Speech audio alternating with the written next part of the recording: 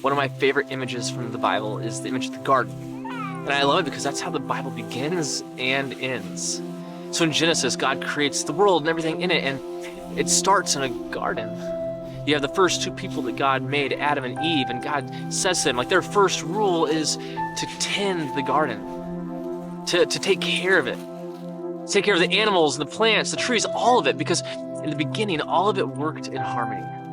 This Jewish word called shalom is the perfect word for this.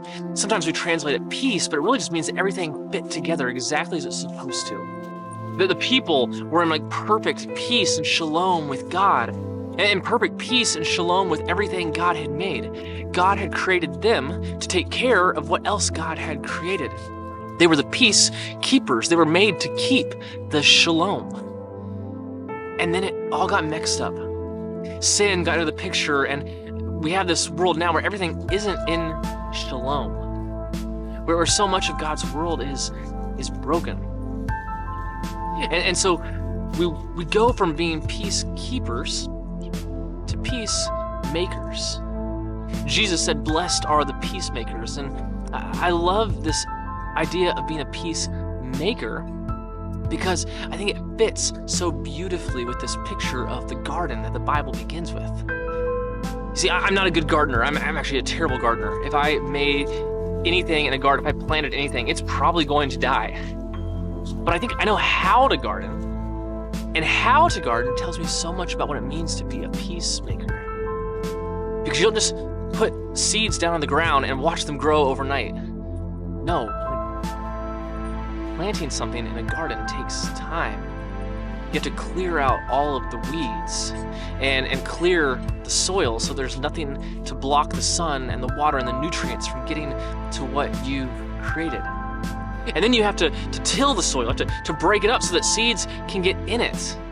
And then you have to make sure there's a place where sun can shine some light on it to help it grow, and you have to water it. And then over time, as it starts to bloom, you still have to pick out all the weeds and make sure you are taking care of it and watering it. You have to invest a lot. It's just like peace. You have to make it happen. You have to work at it. And just like peace, sometimes you have to rip out the weeds. Sometimes there is stuff in the world that we have to rip out because it is not peaceful.